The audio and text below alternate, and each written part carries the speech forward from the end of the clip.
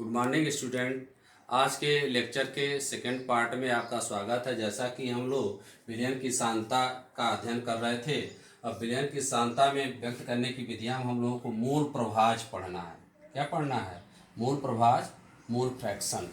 तो मूल प्रभाज की परिभाषा क्या होती है? जैसे द्विअंगी विलयन यदि हम लें, द्विअंगी विलयन में एक विलेय होता है और एक क्या होता है? विलायक होता है। तो किसी विलयन के एक अवयव के मूलों की संख्या, मतलब विलेय या विलायक, एक अवयव के मूलों की संख्या और विलयन में उपस्थित कुल मूलों की संख्या के अनुपात को विलयन का मूल प्रभाज कहते हैं। यदि जैसे मान लीजिए कि विलयन जैसे है, मान लीजिए उसमें विलेय के मूलों की संख्या स्मॉल n है, विलायक के मूलों की संख्या कैपिटल N है, तो कुल मूलों की संख्या n प्लस n हो जाती है। तो विलेय का मूल प्रभाज क्या होगा? विलेय के मूलों की संख्या बटे कुल मूलों की संख्या, मतलब स्मॉल n बटे small n plus capital N। विलायक का मूल प्रभाज क्या होगा? विलायक के मूलों की संख्या बटे कुल मूलों की संख्या, मतलब कैपिटल N बटे small n plus capital N। किसी भी विलयन में यदि द्विअंगी विलयन है तो एक विलेय होगा और एक विलायक होगा। तो विलेय और विलायक के मूल प्रभाजों का योग, जैसे विलेय का मूल प्रभाज आपका n बटे small n plus capital N और विलायक का मूल प्रभाज n बटे small n plus capital N, दोनों का योग सदैव क्या होता है? एक होता है। दोनों का योग क्या होता है? सदैव एक होता है। ऐसा ना? मूल प्रभाज का कोई मात्रक नहीं होता है, क्योंकि मूल प्रभाज क्या होता है? दो मूलों की संख्याओं का क्या होती है? अनुपात होती है। दो मूलों की संख्याओं का क्या होती है? अनुपात होती है। अब हम यहाँ पे जैसे मूल प्रभाज था, इस पे आप प्रश्न का अध्ययन कर सकते हैं। मूलों की संख्या, जैसा कि मूलों की संख्या बराबर होती है ग्राम में भार बटे अणुभार, उसके आधार पे आप न्यूमेरिकल क्वेश्चन लगा सकते हैं। अब हम आएंगे यहाँ पे विलेयता, सॉल्युबिलिटी। हम यहाँ पे अब तीसरा या चौथा टॉपिक पढ़ रहे हैं, विलेयता, सॉल्युबिलिटी। तो विलेयता क्या होती है देखेंगे। कोई भी विलेय है, विलेय और विलायक मिलकर विलयन बनाते हैं। तो किसी विलेय की निश्चित मात्रा जो विलायक में घोली जा सकती है, उसे उस विलयन की विलेयता कहते हैं। अब विलेयता किन किन चीज़ों पर निर्भर करती है? विलेयता तीन चीज़ों पर निर्भर करती है। पहला निर्भर करती है विलेय एवं विलायक की प्रकृति पर, विलेय एवं विलायक की प्रकृति पर। दूसरा निर्भर करती है ताप पर। तीसरा निर्भर करती है दाब पर। तो सबसे पहले हम इसमें अध्ययन करेंगे विलेय एवं विलायक की प्रकृति। तो विलेय और विलायक कितने प्रकार के हो सकते हैं? जैसे ध्रुवीय और अध्रुवीय, जैसा कि आप कक्षा 11 में पढ़े होंगे। तो ध्रुवीय विलेय भी हो सकते हैं, ध्रुवीय विलायक भी हो सकते हैं। तो यदि किसी पदार्थ की विलेयता विलेय और विलायक की अनोन्य क्रिया, मतलब कि उसमें इंटरमॉलिक्यूलर इंटरेक्शन कैसा है, ऐसी को हम कह सकते हैं समान समान में ही घुलते हैं। जैसे यदि विलेय ध्रुवीय है तो विलायक भी ध्रुवीय होना चाहिए, विलेय अध्रुवीय है तो विलायक भी अध्रुवीय होना चाहिए। जैसे मान लीजिए कि HCl है, HCl एक ध्रुवीय विलायक है, जिसको हम जल में घोलेंगे तो जल भी ध्रुवीय है, यह घुल जाएगा। जैसे मान लीजिए कि नमक लें, नमक को हम जल में घोलेंगे तो नमक भी ध्रुवीय है, जल भी ध्रुवीय है, तो घुल जाएगा। लेकिन यदि हम नमक ले लें, नमक को जैसे यदि हम डीजल में घोलें या मिट्टी का तेल जो आप देखते हैं उसमें घोलें तो नहीं घुलेगा। डीजल या मिट्टी का तेल क्या है? अध्रुवीय विलायक है। यह तो हो गया आपका विलेय एवं विलायक की प्रकृति। और दूसरा क्या होता है?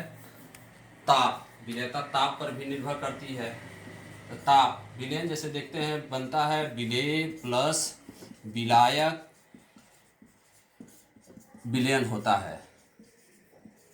तो ताप के प्रभाव की व्याख्या हम लासतेलिए के सिद्धांत से कर सकते हैं। ऐसा ना? लासतेलिए सिद्धांत के अनुसार जिस विलेय को विलायक में घोलने पर यदि ऊष्मा अवशोषित होती है तो ताप बढ़ाने पर उसकी विलेयता बढ़ेगी। ऐसा ना? और यदि विलेय को विलायक में घोलने पर ऊष्मा उत्सर्जित होती है तो ताप बढ़ाएंगे तो उसकी विलेयता क्या होगी? घटेगी। जैसे यदि हम ले लें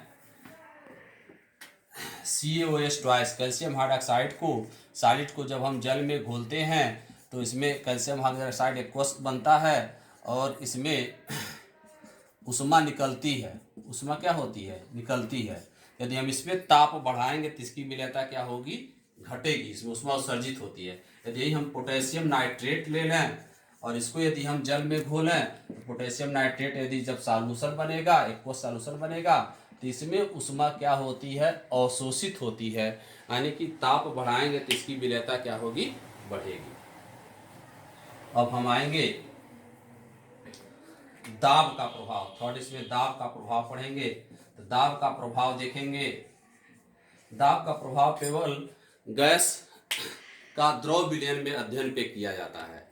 तो दाब के प्रभाव की व्याख्या, जैसे किसी गैस के द्रव में घुलने के लिए दाब के प्रभाव की व्याख्या हम हेनरी के नियम से किया जाता है। किसके नियम से किया जाता है, हेनरी के नियम से। तो हेनरी के नियम के अनुसार क्या होता है, स्थिर ताप पर किसी गैस की किसी द्रव में विलेयता द्रव पे पड़ने वाले आंशिक दाब के समानुपाती होती है।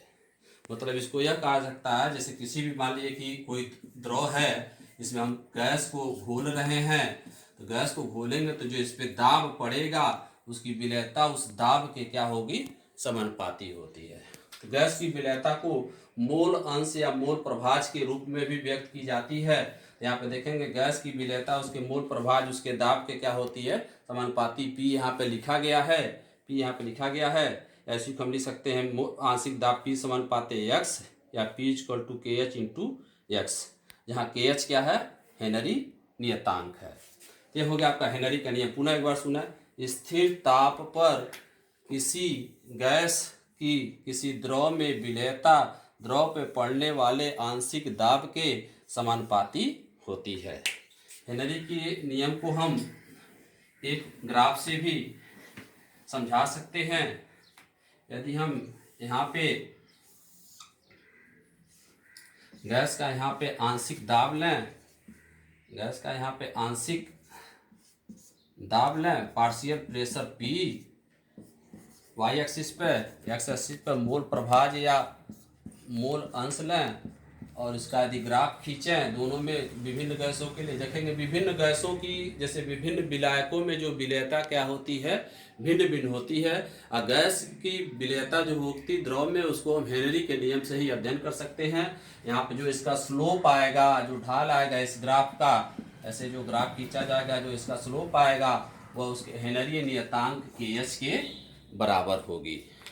तो छात्रों, आज हम लोग विलेयता के बारे में अध्ययन किए, विलेयता को प्रभावित करने वाले कारक के बारे में अध्ययन किए।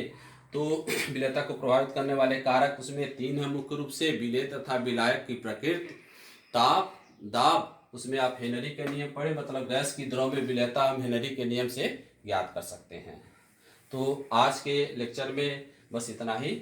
नेक्स्ट टॉपिक इसमें आपको विलयनों के अणुसंख्य गुण और वान ठाप गुणांक, जो इंपॉर्टेंट टॉपिक है, विलयन का अणुसंख्य गुण लंबा टॉपिक है, आपको अगले लेक्चर में बताया जाएगा। धन्यवाद।